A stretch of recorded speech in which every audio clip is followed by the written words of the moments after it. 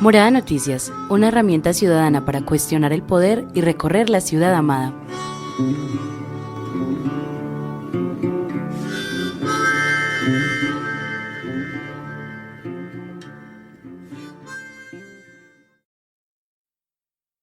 Muy buenas tardes para todos y para todas. Les recordamos que Morada Noticias se graba en podcast, entonces sé que es buenas tardes para los oyentes de La Voz de las Estrellas, pero además buenas noches y buenos días para esos que nos escuchan en diferido en nuestras plataformas de podcast. Estamos en Mixcloud, estamos en Facebook y estamos en YouTube. Esto es Morada Noticias, un noticiero ciudadano, parchado, independiente, adolescente.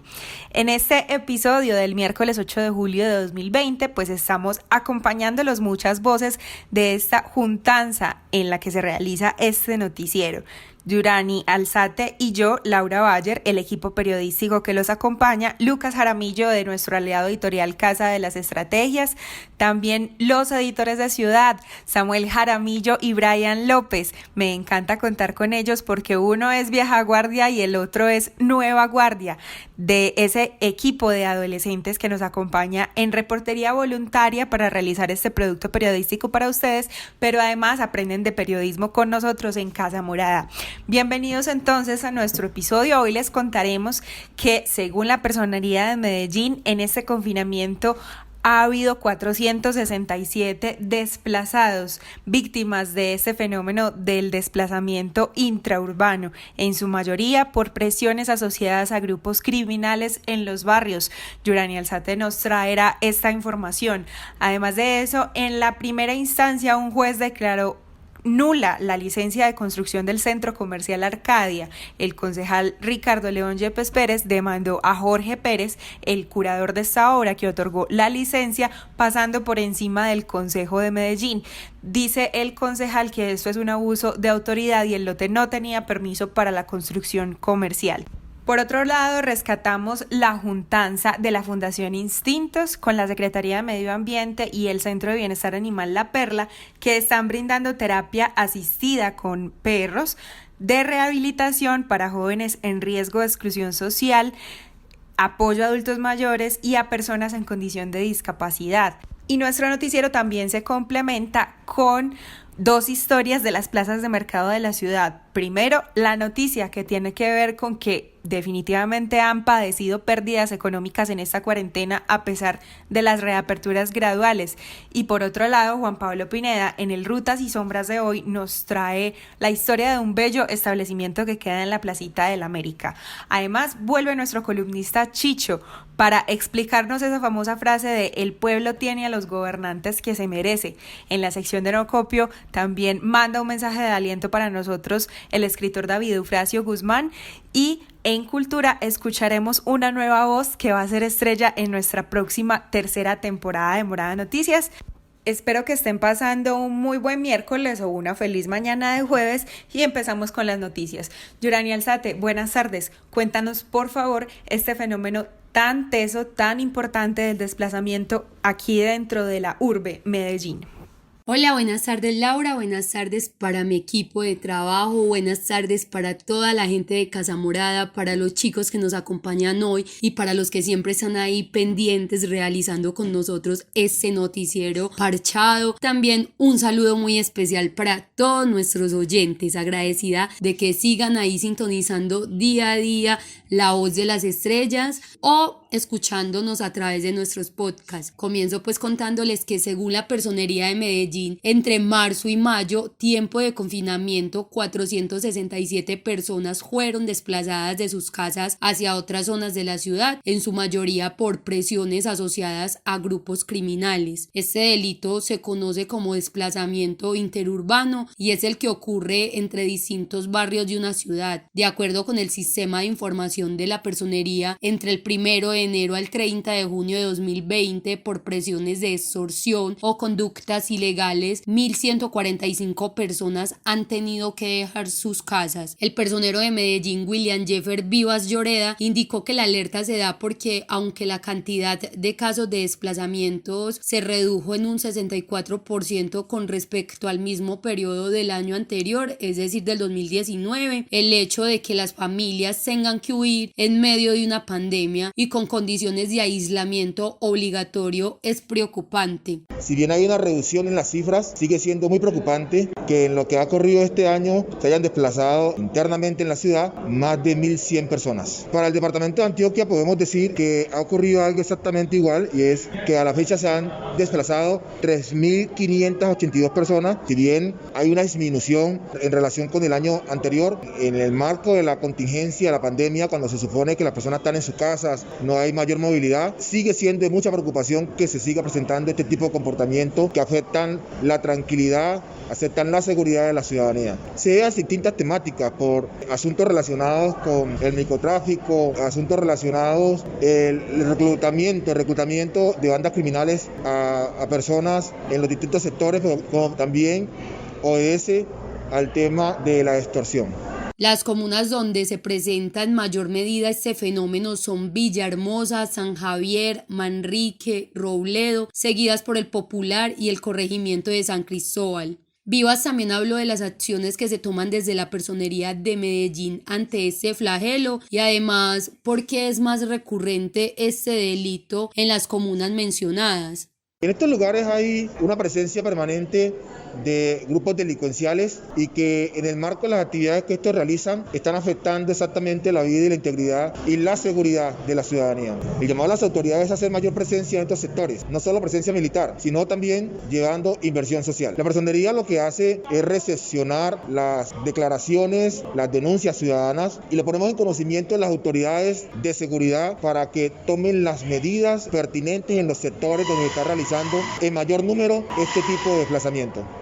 Por su parte, Ana Idalí Delgado, coordinadora de la Mesa Municipal de Víctimas de Medellín, nos dijo que el reclutamiento de menores es lo que más conlleva a las familias a dejar sus hogares, pues ellas prefieren partir a ver a sus familiares siendo instrumento de los delincuentes. También hizo énfasis en lo necesaria que es una articulación entre las organizaciones sociales, los líderes y la institucionalidad. Nosotros venimos proponiendo cosas para que la ciudad y sobre todo las víctimas pues no se siga dando revictimización, que se hagan unos entornos protectores, como que se trabaje pues en pro de esto, pero no sé, es como muy difícil la situación frente a eso, porque vemos pues que se desmantelan unas bandas, pero continúan otras, y como reto de la ciudad pues es difícil trabajarlo, pero no imposible. Entonces toca buscar muchos actores aquí en realidad se siga dando eso. Bueno, yo creo que desde que se hace el análisis de todo este bastallada, yo creo que cada uno tiene que aportar su granito de arena, pero tiene que haber una articulación, porque a veces también, o sea, las ONG trabajan aparte, la institucionalidad aparte, las organizaciones sociales aparte. Yo creo que mientras no haya una articulación en el mismo camino, es difícil lograrlo. El llamado es más que todo bienestar familiar, o sea, toda la institucionalidad, todas las ONG, todos los líderes sociales, o sea, cómo nos juntamos para que se pueda hacer una apuesta para todo esto que está pasando. Intentamos hablar con Diego Herrera, subsecretario de Derechos Humanos de Medellín, acerca de los programas o medidas de prevención que se llevarán a cabo para mitigar estos hechos violentos que terminan en desplazamiento forzado en la ciudad, pero nos indicó que nos atendía hoy en horas de la tarde.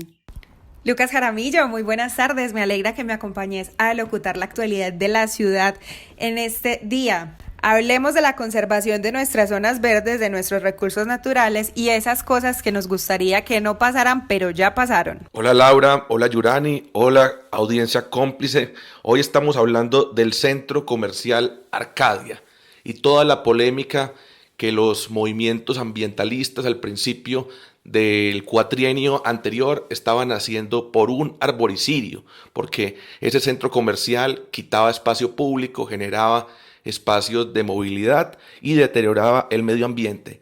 Y hoy nos dicen que un juez declaró nula la licencia de construcción de una cosa que ya está construida, de un centro comercial que ya existe, de unos árboles que ya se talaron. Entonces vamos a escuchar a Daniel Suárez, que estuvo desde el principio con ese activismo ambientalista en contra del arboricidio. No, pues es algo lamentable. Esto ya fue a los inicios de la administración del alcalde anterior, Federico Gutiérrez, donde un grupo de ciudadanos y ciudadanas nos levantábamos a exigir que se evitara la tala de una serie de árboles. Recuerdo que eran poco más de 100 árboles en un predio que pertenecía al desaparecido Seguro Social y donde querían pues hacer este proyecto. Hubo muchas exigencias por parte de la ciudadanía que se cambiara, que se evitara hacer este proyecto, porque primero iba a ser un problema de afectación a las zonas verdes en la zona, pero también a la movilidad, y hoy es una consecuencia. Es una lástima que por encima del bien común, que es la naturaleza, la preservación de las áreas verdes en nuestra ciudad, se desarrollen este tipo de proyectos y que luego se compruebe que se da debido a aspectos relacionados con corrupción en nuestros servidores públicos, a quienes ellos se deben es a la ciudadanía, no a unos intereses particulares. Ojalá estas investigaciones avancen, a pesar de que ya no están esos árboles, algunos juveniles, algunos ya más adultos, y tengamos un edificio que ni siquiera puede abrir para las personas actualmente. Es muy probable que haya corrupción en este caso, como dice Daniel Suárez, y es que el juez dice que el curador se extralimitó y pasó por encima del Consejo de Medellín. Imagínese eso, las curadurías que han sido guardadas algunas excepciones, tremendos negocios en Colombia y en Medellín, pasando por encima del Consejo Municipal, de algo que alcanzó a estar en el centro del debate de la ciudad. Y yo me pregunto, ¿hasta cuándo vamos a dejar que las curadurías sean esas ollas y esos focos de corrupción? Y hay que estar entonces muy pendiente de las veedurías y darle ánimo a los que siempre nos dan fuerza con eso, porque se había obligado con sentencia y todo a Arcadia a que repusiera más de 90 árboles. Entonces hay que mirar dónde sí repuso, si sí cumplió esa ordenanza con claridad. Y lo que dice Daniel Suárez, estamos aprendiendo mucho en esta cuarentena de qué montón de edificios que se quedan vacíos, que solo son para el consumo, para el consumismo. Necesitamos mucho más verde y muchos más parques que llenarnos de esos monstruos de cemento tan grandes. Me alegra saludar hasta ahora a Samuel Jaramillo, uno de los editores de Ciudad un poquito más antiguos, que dejó la casa más o menos por allá en septiembre, pero que siguió aprendiendo con nosotros de periodismo, siguió contándonos sus historias, siguió reporteando para nosotros, y aquí viene contándonos la iniciativa de la Secretaría de Medio Ambiente, de La Perla y de la Fundación Instintos. Hola, buenas tardes a todos, espero que se encuentren muy bien. La Secretaría del Medio Ambiente, en juntanza con el Centro de Bienestar Animal La Perla y la Fundación Instintos, brindan terapia asistida con perros para la rehabilitación de jóvenes en riesgo de exclusión social, acompañan procesos terapéuticos, ofrecen apoyo a adultos mayores en situación de abandono y a personas en condición de discapacidad física y cognitiva. Cabe recordar que estas intervenciones en las que el animal es incorporado como parte de un tratamiento tienen el objetivo directo de promover la mejoría en las funciones físicas, sociales, emocionales y cognitivas. Además, siempre deben de estar dirigidas por profesionales de la salud o de la educación. En este momento, el programa ha dirigido a 384 jóvenes del sistema de responsabilidad penal. Pilar Jaramillo, trabajadora social y directora del proyecto de la Fundación Instintos, nos habló de la importancia de estas terapias. Con los jóvenes, a partir de procesos de adiestramiento canino, ellos aprenden algunas herramientas que les sirven para comunicarse con su entorno, para mejorar esas habilidades que muchas veces el perro no juzgar facilita muchas condiciones, ¿cierto? Entonces lo que hacemos con ellos es empezar a generar algunas habilidades sociales en los chicos a través de ese programa y de ese proceso de adiestramiento canino, que siempre se desarrolla en positivo. Digamos que se establecen unos objetivos específicos para el desarrollo de cada una de las actividades. Generalmente generalmente es jugado, generalmente son técnicas que permiten al joven sentirse libre, no juzgado, escuchado, útil y además como generan unas habilidades tan chéveres en los perros, pues habilidades que se convierten en trucos y mostrar cosas positivas en ellos, me refiero a los perros, siempre será pues como un factor determinante para la resocialización de estos jóvenes. Jaramillo también nos habló del cuidado que tienen con los caninos y cuánto tiempo pueden trabajar con ellos al día. Además enfatizó en la importancia que tienen los animales de compañía en la vida de una persona. Para nosotros es muy importante garantizar el bienestar y el disfrute de las actividades que realizan nuestros perros o los perros que pertenecen pues al programa, ¿cierto? Entonces, digamos que ellos generalmente no atienden un grupo sino al día, o sea, no llevamos los perros a que tengan jornadas larguísimas, no, todo lo contrario, tratamos de que ellos disfruten la actividad, generalmente los grupos son entre 20 y 25 personas, entonces se absorben pues todo eso, entonces tratamos de que ellos lo disfruten. El tiempo mínimo de sesiones son 8 y nosotros generalmente con la mayoría de grupos hacemos 12 sesiones, que puede ser una sesión o un encuentro semanal, de acuerdo a los objetivos que nos fijemos. Hay otros grupos que dicen, no, mira, yo quiero hacer 15, y, por ejemplo, cuando trabajamos con recuperación física y hay unos objetivos, por ejemplo, para, digamos que el fisiatra nos dice, mira, esta persona necesita 15 sesiones, entonces acompañamos las 15 sesiones. Creo que es la forma de visibilizar lo importante que pueden llegar a ser los animales de compañía en la vida de una persona, para su salud física, para su salud mental, y que hay que cuidarlos y hacerlos parte de nuestra familia. La inversión es de 81 millones de pesos por parte de la Secretaría de Medio Ambiente y según indican con ello se ha logrado el sostenimiento, manutención y formación de dichos caninos. Diana María Montoya Velilla, Secretaria de Medio Ambiente, nos habló de cómo se priorizan las personas que acceden a las terapias y además nos contó el proceso para seleccionar los caninos. Se seleccionan 50 perritos del Centro de Bienestar La Perla que tengan baja probabilidad de ser adoptados y que sean muy tranquilos y adicionalmente que tengan una motivación muy fuerte para el juego. Se les realizan unas pruebas que están reconocidas por organizaciones internacionales de calidad y basado en las puntuaciones se seleccionan 10 perritos para iniciar el entrenamiento. Los beneficiarios de dichas terapias lo hacemos a través de las secretarías que están adscritas al proyecto. Ellos priorizan las personas, por ejemplo la Secretaría de Juventud prioriza a los jóvenes del sistema de responsabilidad penal para adolescentes y jóvenes que están en riesgo de exclusión social o abandono, y por su parte Inclusión Social prioriza a personas con alguna discapacidad o a los adultos mayores. Según el público que se prioriza, se define el tipo de asistencia o terapia según los objetivos. La recuperación psicoafectiva es una de las terapias que se trabaja con los adolescentes principalmente. Esto opina la psicóloga Maritza Vargas Moreno, experta en terapias alternativas. Cuando hablas de terapias con animales, considero que también es un tema muy bello e importante, y lo que significa, por ejemplo, el acompañamiento del duelo o el uso de animales como un método o forma de acercarse para que las personas puedan tener un cambio o un éxito o una posibilidad de salir adelante, a salir frente a una enfermedad o trauma. Hay animales que tienen una especialidad, ¿cierto? Y que digamos que pueden servir de ese anclaje, de la facultad de sentirse sanado, de sentirse tranquilo, de darle un paso adelante a lo que significa estar enfermo o traumatizado o sentirse, digamos, como víctima de algún tipo de circunstancia de la que necesita sanarse. Es ahí donde ellos son definitivamente importantes. Y el editor de Ciudad de Colegios más activo de todos, ni siquiera ha empezado a aprender periodismo conmigo y ya ha hecho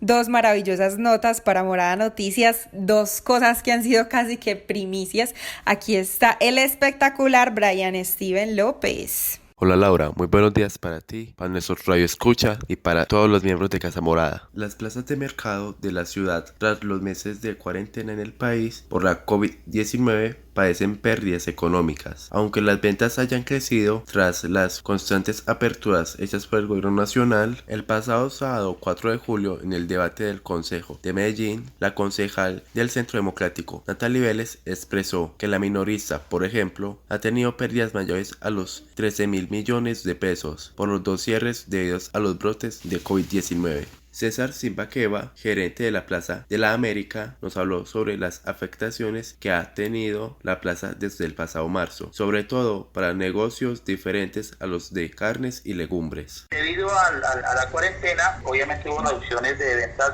entre el 10 y el 30-35%. Que otros sectores en la plaza de esos 65 locales restantes corresponden a sectores como artesanías, restaurantes, flores, decoración, misceláneas, vivero, unas cafeterías. Por lo tanto, esos sectores fueron los más golpeados porque a ellos no se les permitió trabajar de forma continua y fueron ingresando paulatinamente. Durante el mes de mayo y el mes de junio fueron regresando paulatinamente algunos sectores al comercio. En ese momento estamos en un 98, después de 3 meses larguitos de pandemia. Digamos que la plaza sigue operando ya en un 95% de su potencial en los locales que no han abierto y siguen afectados por temas de protocolo, sectores como de restaurantes que no pueden vender al público simplemente para llevar algunos negocios de floristerías en el mismo sentido y así. Simbaqueva nos contó que la cooperativa que administra la plaza le dio descuentos y alivios económicos a los comerciantes para ayudarlos durante meses como abril y mayo. Igualmente nos contó sobre los efectos que tuvo en la economía los protocolos que se dieron para la reapertura de la plaza. Y lo primero que se empezó a hacer fue precisamente definir los controles de acceso para que ya el distanciamiento social se pudiese mantener. Y eso obviamente afecta ventas y fue contra la esencia de las plazas. Por eso no es gratuito y independientemente del modelo de administración, porque en Colombia hay plazas que están administradas directamente por los municipios, hay plazas como las de Medellín que están administradas por cooperativas, hay la central de Mayorista de Antioquia y Corabas que son como copropiedades o operadores externos. Independientemente cuál es el modelo de administración, mira que hace inclusive el poder económico. El hecho de la central Mayorista de Antioquia que tiene un músculo financiero muy fuerte no impidió que el COVID llegara allá. Por eso obviamente estamos interconectados con las diferentes regiones del país y eso nos hace situación de alto riesgo. Lo quiero colocar en contexto porque obviamente nosotros en cada plaza nos hemos esforzado en protocolos de servicio. La gerente de la placita de Flores expresó para el consejo que al final de este año podría tener un déficit mínimo de 130 millones de pesos. Sobre las pérdidas de la plaza, la concejal Vélez mencionó que la de Campo Valdés ha tenido pérdidas cercanas al 20%. La de Flores ha perdido casi 23 millones hasta el momento. La de la América cerca del 40%. Para contarles a los oyentes, las plazas de la ciudad generan cerca de 12.000 empleos directos y cerca de 6.000 indirectos, por lo que su difícil situación económica es un golpe fuerte para muchas familias de toda la ciudad.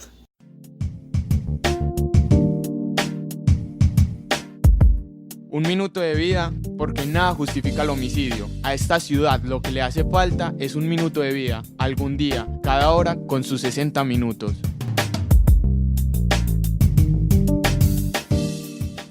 Tantas cosas pueden ser tan duras a la hora de enfrentar el homicidio de un ser querido, de un amigo, de una hija o de un hijo. No solo te quitan abruptamente una parte de ti, sino que te quedas solo y triste. Entonces yo me quiero unir al llamado de Nada Justifica el Homicidio y de No Copio, un llamado para que cada familia víctima de homicidio sea acompañada, sea visible, sea tenida en cuenta por la administración municipal. Nada justifica el homicidio, nada justifica la soledad y la indefensión de madres, padres, hermanos, hermanas, hijas.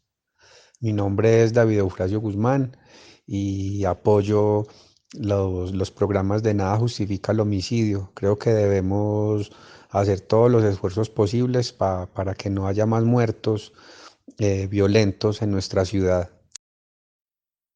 Ayer, martes 7 de julio, en la comuna 6, 12 de octubre, en el barrio Picacho, fue asesinado un hombre de 31 años llamado Yader Orlando Echeverry Ortiz. Era un comerciante que hallaron con varias heridas ocasionadas por arma de fuego. Con él son 198 personas las asesinadas en lo que va del 2020 en Medellín, 198 seres amados que están haciéndole falta a sus familias, a sus amigos. 198 ciudades posibles que no conoceremos, 198 personas que tenían sueños, miedos, angustias y añoranzas como vos y como yo. En esta sección siempre recordamos también a Miguel Ángel Marín Arango, nuestro Migue, nuestra ratica, el adolescente de Casa Morada que asesinaron el 17 de febrero de 2020. Migue nos duele, las últimas 2 mujeres trans asesinadas en menos de una semana nos duelen y también nos duele Yader Orlando y las 198 personas en total que nos ha arrebatado la violencia homicida durante este año. Por ellas dedicamos un minuto de vida.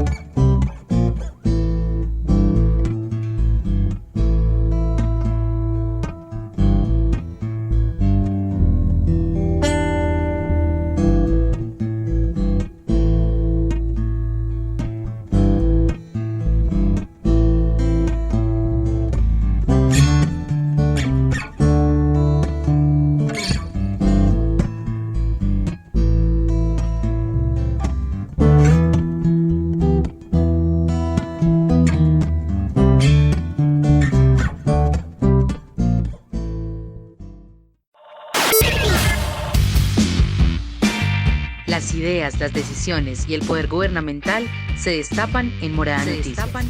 Esto es Con Chicho Opina en la Política.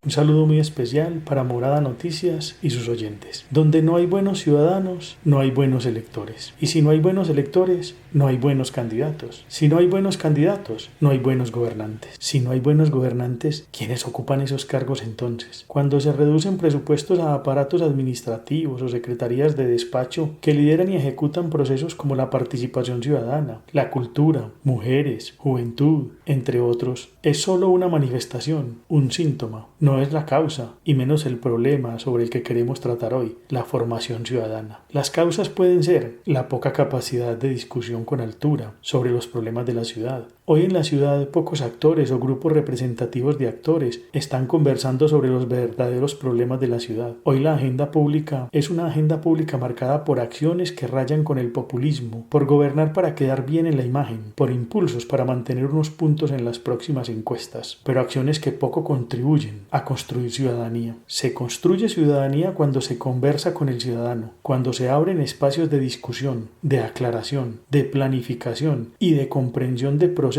que lleven a construir visiones colectivas sin necesidad de que nadie se sienta sacrificado en su visión personal o individual. Esas visiones colectivas son las que construyen propósitos superiores a acciones superficiales y cortoplacistas para quedar bien en un momento dado. Se construye ciudadanía cuando el maestro, por ejemplo, se sienta con el niño a conversar sobre el sentido de su presencia en el aula, sobre lo que piensa un niño, sobre lo que siente el otro, o sobre lo que hace y ejecuta el otro. Y así se va tejiendo un significado más colectivo y armónico para entender y comprender las visiones individuales que puedan contribuir a la formación de visiones colectivas. Este pequeño ejemplo cuenta en su procedimiento para comprender que un líder comunal de cualquier barrio o vereda requiere de un espacio sin prevenciones para conversar, discutir y aclarar su visión de relacionamiento en el territorio con otro y con otros, que eso no pueden ser los dirigentes, los gobernantes y los mismos ciudadanos. Es ahí en esos espacios donde se contribuye a la formación ciudadana, en esos espacios donde se puede dejar emerger las intenciones e intereses, acompañados de valores y principios que van diluyendo, disolviendo la visión individual de cada habitante en el territorio. Es ahí en esos espacios entonces donde esos líderes van aclarando que existen recursos o capitales ocultos, alternativos como el conocimiento colectivo, la capacidad organizativa y las relaciones para construir salidas que no necesariamente requieren el capital económico como único recurso. Y es ahí donde emergen valores como la solidaridad, que permiten romper la indolencia e indiferencia que están en la base de ambiciones, codicias, egos y violencias, que tanto daño nos están haciendo en la polarización ideológica, la poca o escasa participación ciudadana y sobre todo, en palabras del maestro y periodista Juan Gosaín, donde no hay buenos electores, no hay buenos candidatos. Y yo me atrevo entonces a ampliar: menos buenos gobernantes que escuchen al ciudadano y contribuyan a la formación y a la crítica ciudadana que construya verdaderamente tejido social y transformación cultural. Muchas gracias. Para mí es una fortuna contar con alguien como Carlos Mauricio Hernández aquí en nuestro noticiero. Y claro, si no hay buenos ciudadanos, no hay buenos electores, y también no hay buenos políticos, no hay buenos candidatos. Si no hay buenos candidatos, no hay buenos políticos. Y hay que recordar que aunque a veces pareciera que no, pareciera que cada vez estamos más en unas reglas de castas, los políticos también salen de la ciudadanía, y a veces hay que romper con eso. Y no hay escucha, y si no hay escucha, no hay diálogo. Y yo digo, ¿qué nos pasó con la hipermediatización de la política, con los publicistas reemplazando la ideología, que ya es una palabra tan desprestigiada? Y uno creería que hay demasiado flash. En mi época decíamos demasiado Photoshop, muchas luces que encandelillan al gobierno y a la opinión pública, y mucho ruido. Entonces seguimos sin la capacidad, sin la técnica de algo como la Alpujarra, de hacer diálogos constructivos, diálogos serios, diálogos que acumulen y, como dice Chicho, que aprovechen el conocimiento colectivo. Y por lo que dice Chicho y por lo que decís vos, Lucas, yo me hago una pregunta y es si realmente han intentado una fórmula inversa. O sea, todos los candidatos llegan al poder con la consigna de apostarle a lo social, pero bueno, estamos viendo por ejemplo el caso de Daniel Quintero, que está en este momento en una tónica completamente diferente, y yo me pregunto si en algún momento de nuestra historia como ciudad le hemos apostado a la fórmula opuesta, a efectivamente invertir en educación, invertir en participación ciudadana, invertir en mujeres, invertir en jóvenes. Claro, es un triunfo, por ejemplo, la creación de la Secretaría de la Juventud, pero al mismo tiempo, ¿qué tanto puede llegar con la poca plata que tiene a los jóvenes de la ciudad? Entonces creo que mientras un candidato necesite tanto dinero para llegar al poder, para realizar una campaña política, también va a ser difícil que pueda virar el enfoque de gobierno, pues porque le van a cobrar los favores, así de sencillo. A mí algo que me raya mucho es que cuando los gobernantes están en su campaña electoral, pucha, eso los ve uno metidos en las zonas más periféricas de la ciudad, en todos lados. Pero después de que pasa eso, ya nos olvidamos de los que verdaderamente nos necesitan, ¿cierto?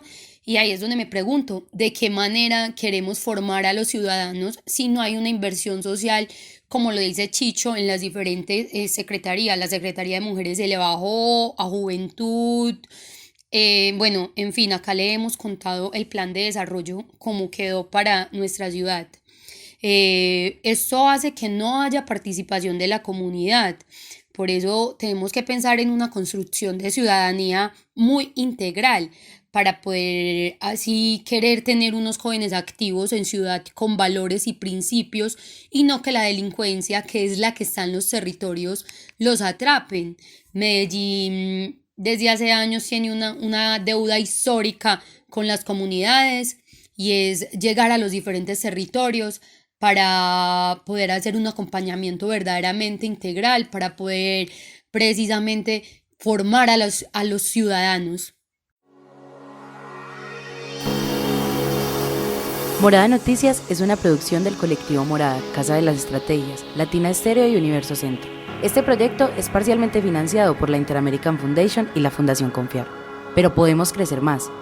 Envía tus historias al WhatsApp 350-666-8436. Comparte nuestro contenido o escríbenos a noticias@morada.co si te gustaría sumarte a nuestros patrocinadores. Terminando esta temporada y terminando sus intervenciones, Juan José Velázquez Solarte en la magia de la locución de estos datos. Muy buenas tardes, queridos y queridas oyentes de Morada Noticias. Esta semana se cumplen en Colombia 4 añitos de la ley del cannabis para uso médico y científico. Esa ley sin duda fue un paso importante en este país camandulero que se escandaliza con la palabra marihuana. Y díganme, ¿qué problema tienen con los datos para combatir al poder?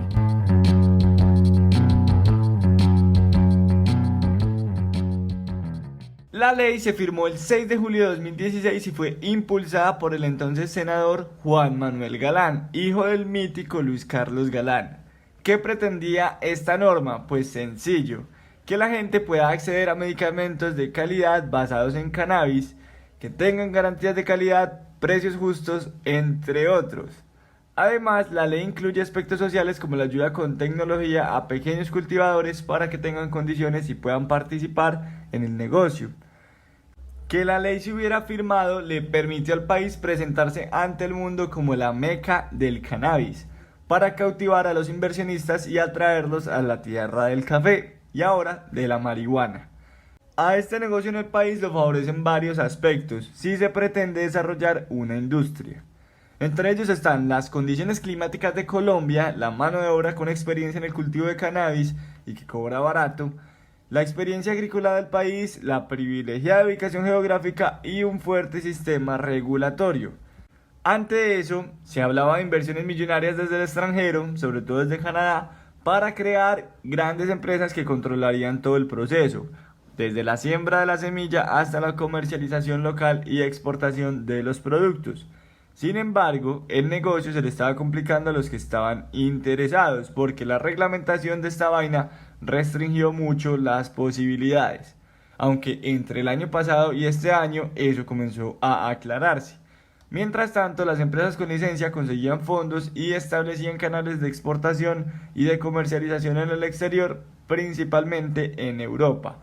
Por ahora, los grandes productores han exportado y vendido en el país productos cosméticos que contienen cannabidiol, una de las sustancias activas de la planta del cannabis. Pero resulta que los desarrollos de esta industria no han favorecido ni a los pacientes ni a los pequeños cultivadores, esos que han sido víctimas de la guerra perdida contra las drogas. Aún no hay acceso a un medicamento seguro, de calidad y barato. Hay barreras que obligan a los pacientes a usar medicamentos basados en cannabis elaborados de manera artesanal y quizá adulterados. Ya tenemos la ley aprobada, ya se vio que para el país puede ser un buen negocio y que socialmente sea quizá una solución para darle una nueva mirada al tema de las drogas. Iniciativas como la empresa estatal Calma, propuesta por el diputado del Polo en Antioquia, Luis Peláez, cobran más vigencia ante esto. Si tenemos la posibilidad de usar la marihuana para sanar, pues hagámoslo. A ver, aunque el cannabis ha avanzado en su legalización pues para fines medicinales y científicos, considero que las restricciones de las licencias que atraviesan en la producción y venta son todavía súper controladas. Por eso, con respecto a eso, mi pregunta es, ¿qué nos ha quedado de esa lucha contra el narcotráfico? La verdad, un país desmembrado, un país desarticulado, un país arrasado en materia ambiental y de salud por todas estas fumigaciones con glifosato. Considero que el nuevo gobierno que se posesionó, por ejemplo, fue con una política de penalización a la dosis mínima, haciendo creer que eso es luchar contra el narcotráfico, perdón. Y la experiencia demuestra que la prohibición y la persecución no ha tenido resultados positivos, mientras que la legalización sí. Miremos Holanda.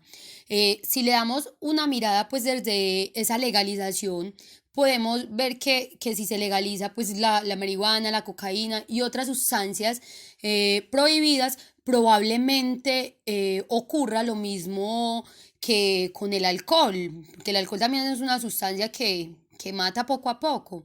Acá las mafias van a perder su poder adquisitivo y el Estado podrá ejercer un control sobre la producción y así proteger la salud de quienes consuman estas sustancias. En estos datos que nos comparte Juanjo hoy, pues hay varias cosas que yo quisiera notar. La primera, que ese escenario donde los pequeños cultivadores, los campesinos más humildes son los que ganan menos, es algo que se repite en muchos otros cultivos y alimentos, no solamente la marihuana, que pues sí se puede cultivar, pero está regulada, como nos contaba Juanjo. Entonces ahí se entrevé un poquito también ese deseo de regalar la tierrita a diestra y siniestra. El gobierno siempre se le arrodilla a las potencias mundiales porque claro, las empresas son mucho más robustas porque sus políticas de Estado pues son más robustas. Si hiciéramos las cosas bien acá desde el principio, nuestra historia sería otra. Sin embargo, estos campesinos y estos pequeños productores, como nos contaba también, siguen haciendo sus medicinas de marihuana artesanal, por ejemplo, y hay muchas empresas colombianas que le apuestan a los productos con cannabis. Sin embargo, tienen que hacerlo como muy underground, como muy quizá limosnero, o sea, como cómpreme la pomadita de marihuana, porque resulta que yo vivo en un país donde no se atreven a legislar para mí, sino que legislan para unos pocos. Y realmente pues con esto se mantienen, pero para finalizar, pues como decía Juanjo, la iniciativa de Calma, que es la empresa del Estado que propuso el diputado Luis Peláez, sería como la FLA de la marihuana para la gobernación de Antioquia. O sea, sabemos que el licor no es lo máximo, que es casi que una droga socialmente aceptada y legalizada, porque lleva a los seres humanos a un estado que no es su estado regular, independientemente pues de para qué lo utilicen las personas que lo consumen, pero en este caso sería sí 100% de marihuana medicinal, y piensen en todos esos beneficios que le podría traer al departamento en materia económica tener una empresa como estas. Claro, ojalá el departamento no se olvidara de esos pequeños cultivadores y de esos pequeños empresarios que en este momento ya mueven su economía con la marihuana.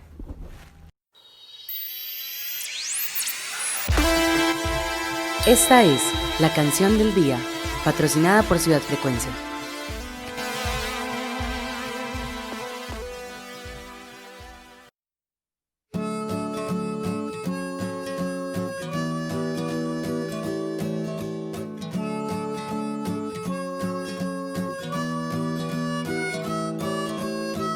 Hay un silencio entre tú y yo que no permite fluir el amor. Este silencio ha estado en ti, en mí tanto tiempo, que no recuerdo lo que es vivir la paz. Me duele la sangre derramada de los civiles y de los de la armada. No estoy de acuerdo en combatir guerra con guerra. ¿Acaso apagas un incendio con más fuego en la hoguera? La única salida es el perdón. Crear la paz juntos en nuestro corazón. La única salida es el perdón. La única salida es perdonar.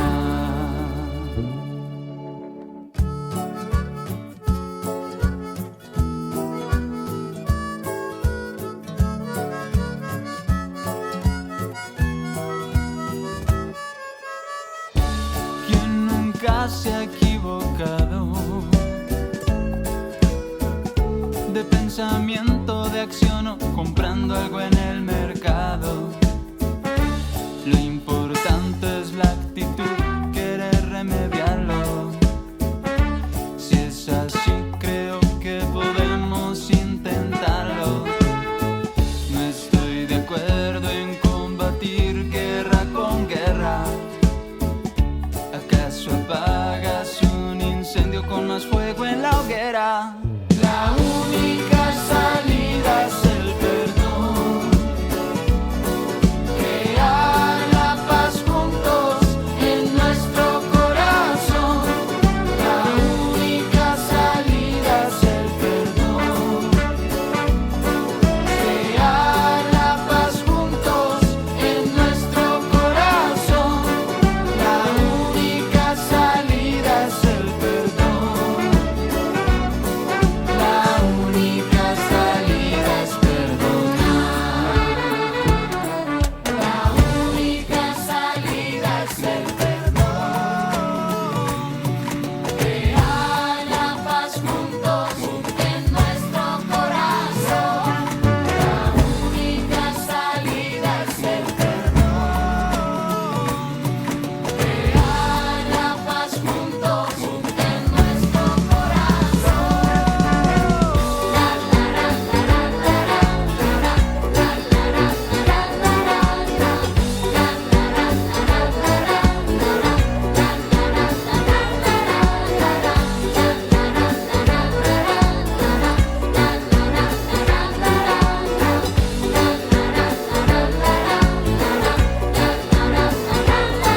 La única salida es perdonar.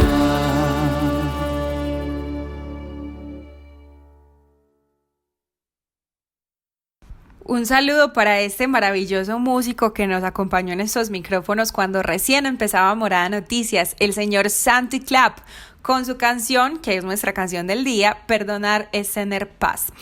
Hoy, en el episodio del 8 de julio de 2020 de Morada Noticias, despidiendo ya nuestro último miércoles de temporada, les contábamos que hay mucho desplazamiento intraurbano en Medellín, que 467 personas han sido desplazadas de sus casas en el confinamiento, que además en primera instancia un juez declaró nula la licencia de construcción del centro comercial Arcadia y no sabemos pues qué va a pasar acá, cómo se va a tramitar esto. Además que hay una fundación bellísima que se llama Instintos, que está trabajando con el Centro de Bienestar Animal La Perla para brindar terapia asistida con caninos, con animalitos, y que las plazas de mercado de la ciudad, a pesar de las reaperturas que han tenido, padecen pérdidas económicas hasta por 130.000 millones de pesos. En la primera parte de nuestro programa también pudieron disfrutar de la voz de Chicho, nuestro columnista que nos explica muy desmenuzada la política en la ciudad, y también del escritor David Eufrasio Guzmán, quien nos regaló uno de sus libros hace poco, Piel de Conejo, haciendo una reflexión sobre nuestra campaña de Nada Justifica el Homicidio. Todas estas historias las pueden encontrar de nuevo en nuestro canal de podcast mixcloud.com/Morada Estéreo, en nuestro canal de YouTube Morada Estéreo y en la página de Facebook de Morada Colectivo. Ahí vamos a estar poniéndoles también todo lo que tiene que ver con la nueva temporada. Acabamos emisión este viernes, descansamos unas 3 semanitas y regresamos para ustedes el 3 de agosto con un contenido mucho mejor, más pulido, más profundo y más parchado para que estén pendientes y nos puedan escuchar. A continuación, nuestra sección de miércoles con la voz de Juan Pablo Pineda, que no pudo estar en las noticias, pero nos regala esta maravillosa crónica sobre un establecimiento en la Placita de la América. Cierre los ojos y viva Medellín a través del relato.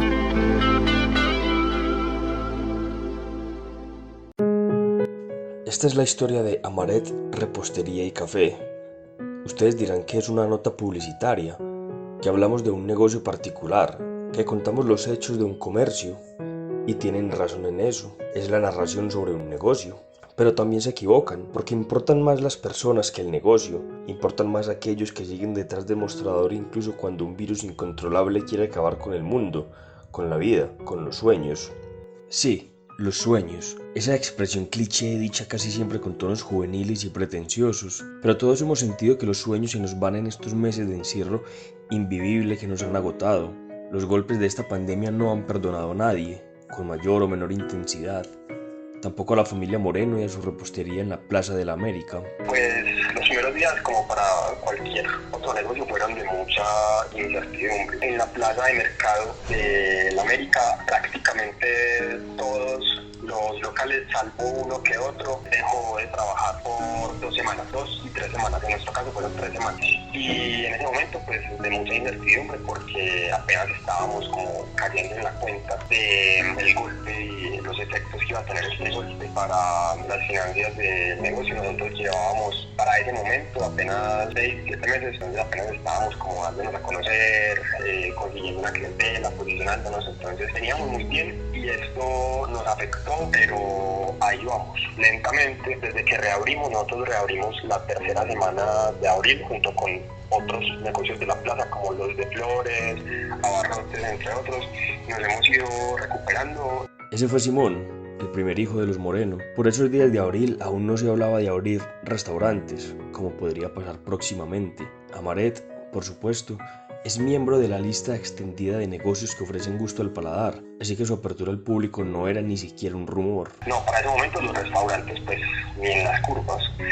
Y bueno, no sé si recordás, pero por esos días fue el cierre de la minorita porque hubo aquí entonces pues la plaza reabrió con unos controles y medidas de bioseguridad muy estrictos. Entonces, de inmediato lo primero que hizo fue darle a los restaurantes la autorización para abrir, pero no para atender comensales allí. Entonces solamente podían vender almuerzos para llevar o vender desayunos para llevar. Eso es algo que hasta el día de hoy se mantiene. Y nosotros, como somos una repostería café, pues estamos cumpliendo con esa medida. Entonces nosotros teníamos 2 mesas adentro del local, ahora ambas están afuera en el pasillo y pues además de eso, desde el comienzo hubo otro montón de controles que algunos se mantienen. El negocio sufrió, claro, por el receso de las ventas. Sin embargo, los controles de la plaza y del mismo local le han permitido recuperarse paulatinamente hasta llegar a vender casi lo mismo que vendían antes de la pandemia. Nos hemos ido recuperando y ahora mismo estamos casi en el mismo volumen de ventas en el que estábamos antes de la pandemia y de la cuarentena. Lo que hicimos pues básicamente es seguir muy bien las medidas de bioseguridad, es decir, por ejemplo antes servíamos todo en la vajilla del negocio, ahora mismo pues todo lo que es para llevar se tiene que vender en desechables. Estamos pues personalmente ofreciendo antibacterial y alcohol a cada una de las personas que se acercan a vender a la tienda y estamos intentando, aunque no ha sido tan sencillo, ofrecer productos a la venta por redes sociales. Como te digo, le estamos últimamente haciendo fuerza a eso y por ejemplo para el Día del Padre, que fue hace unas poquitas semanas, y lanzamos una ancheta que incluía una cartera, que incluía un libro de café, que incluía unas sopas de chocolate, que es un producto que hacemos nosotros. Y bueno, así nos hemos mantenido y afortunadamente ya hay una clientela que nos conoce y que cuando puede va a la plaza y nos pide para llevar. Eso ha sido interesante. Estos días de emergencia han sido duros, sobre todo ese mes en el que estuvimos completamente encerrados. La economía ha caído como solía hacerlo el coyote en sus persecuciones siempre inefectivas contra el correcaminos, y tal como ese desdichado animal, todos sentimos el impacto del fondo. Sin embargo, la vida es como los huevos de chocolate Kinder, nos hace saber que tendrá sorpresas para nosotros, pero nos deja a la intriga pensando si nos gustarán o no. Esta vez, para una sonrisa justa de personas que viven en un país gobernado por un adolescente canoso, la vida tenía sorpresas frescas como el viento frío de Santa Elena. Sí, buenas sorpresas para la familia Moreno, pero también para sus compañeros de ventas en el lugar. El Día de la Madre fue muy bueno para prácticamente todos los locales de la plaza, especialmente para los de flores. Los de flores, según me comentaron varios con los que pude hablar, tuvieron un volumen de ventas que no habían tenido nunca, ni siquiera en los días de madre sin pandemia.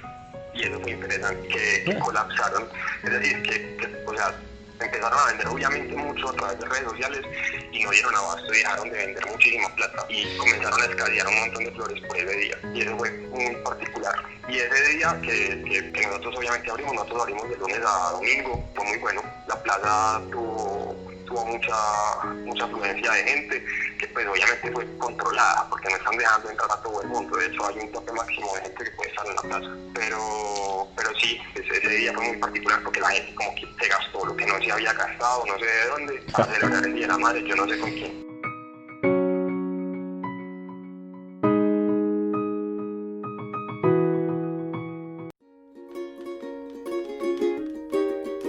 Conversación de arte, ciudad y amar.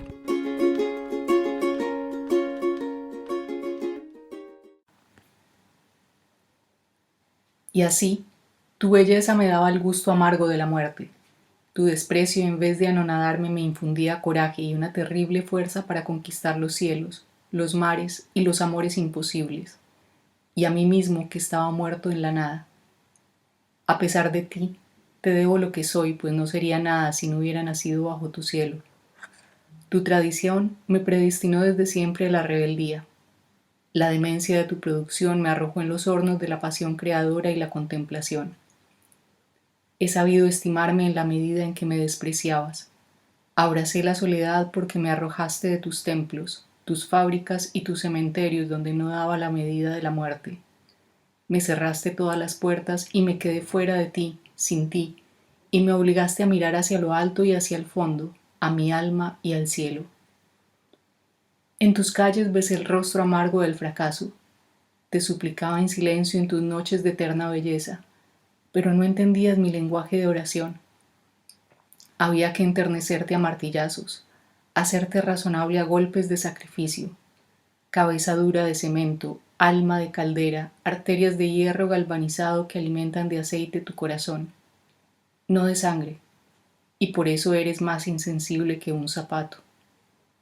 Tu desalmada indiferencia me obligó a vencer mis feroces enemigos, esos fantasmas interiores que crucificaban mi carne joven con fieros clavos de autodestrucción. Yo chillaba de dolor silencioso en el mismo corazón de tu desprecio. Lo que más me atormentaba era un áspero deseo de suicidio que intenté con horribles venenos entre tus petulantes rascacielos, o en la sordidez de tus burdeles donde me consagraba horrendas orgías con ancianas, mendigas harapientas y niñitas rameras que podían ser mis hijas. Pero fue inútil. Yo soy alma difícil de crucificar. 20 años antes me habías hecho heroico cuando de niño asaltaba tus montañas acusado por el hambre. Con las primeras guayabas que te robé me hiciste invencible y poeta de la rebelión. ¿Recuerdas el susto que me diste aquella tarde cuando enviaste tus policías a la verde y desolada colina, donde la estatua del Salvador abraza la ciudad? Yacíamos de cara al sol de la tarde mi amiga y yo, modestamente abrazados leyendo un libro de poemas. Nos apuntas con un revólver asesino porque según tu moral eso era pecado, o sea, estar allí solos y benditos de cara al cielo azul. Te empeñabas en que éramos dos delincuentes por estar allí profanando la estatua de yeso de nuestro querido Señor Jesucristo. Pero no se te ocurre que el amor entre dos seres vivos es la cosa más santa que hizo Dios. Y además, era falso lo que estabas pensando, pues estábamos muy puros leyendo a Walt Whitman, esperando que cayera la noche para meternos a un montecito a... Bueno, eso a ti no te importa, vieja chismosa.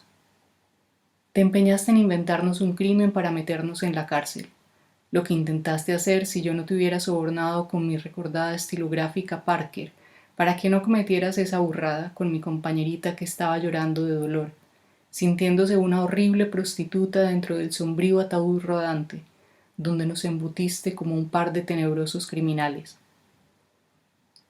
Nunca te perdonaré aquellas lágrimas, Medellín malo, pues mataste en el amor de mi niña la inocencia animal de su cuerpo.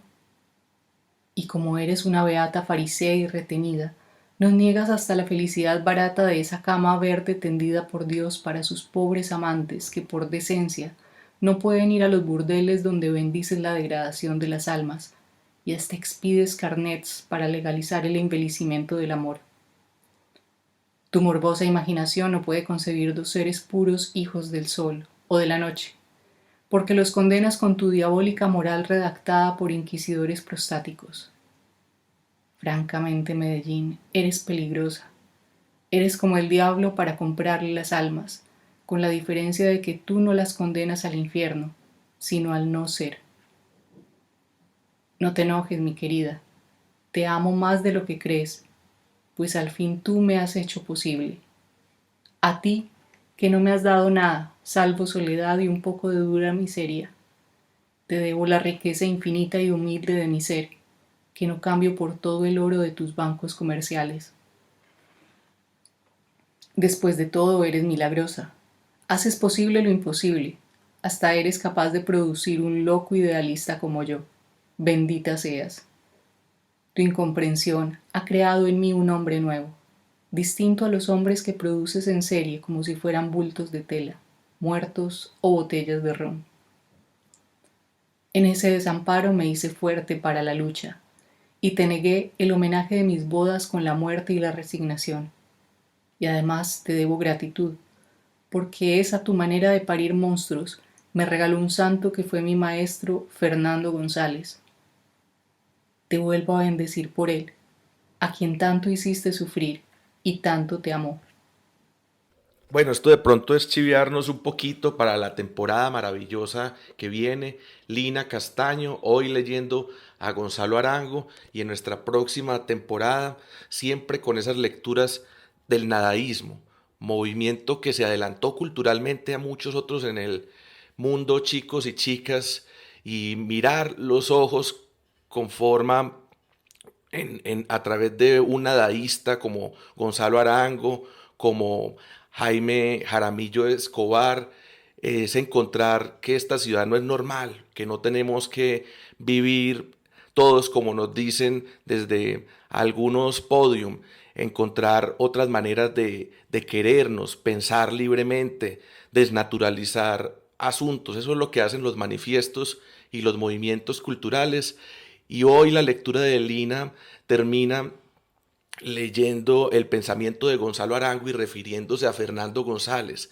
Tremendo encuentro que tuvimos en este Valle de Aburrá. La cosa más linda, esa carta que escribe Fernando González diciendo: cuando conocí a Gonzalo Arango fue como conocernos a mí mismo.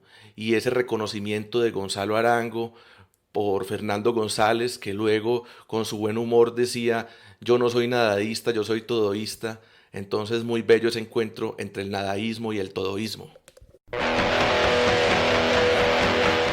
Víctor Raúl Jaramillo con sus Nexus Universalis.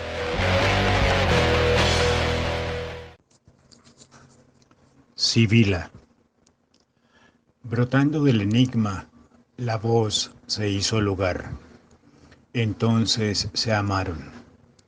Fuego consentido por un viento encarnado. Viento cabalgando en el sexo del fuego, alando sus cabellos. Ella mordiendo sus labios y él sus senos leves, descifrando la noche hasta quedarse dormidos. Al amanecer el signo susurró que era el momento, el tiempo propicio para caminar sobre las aguas.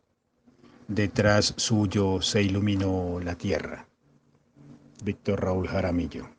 Y escuchando a Víctor Raúl Jaramillo, Laura, que algunos lo conocen como Piolín, otros como Reencarnación, celebrar también su productividad, porque salió hace una semana otro libro de él que se llama Trozos de materia desnuda. Gracias Lucas, gracias Víctor Raúl y en general a todos los columnistas y participantes de esta emisión de Morada Noticias. Gracias sobre todo a ustedes oyentes por seguirnos escuchando, por apostarle al periodismo independiente. Sabemos que podemos contar con ustedes en nuestra nueva apuesta periodística en la tercera temporada de Morada Noticias. Por lo pronto, los dejamos por hoy, miércoles 8 de julio de 2020. Los esperamos mañana jueves con más historias, más noticias. Feliz tardes, noches o mañanas para todos.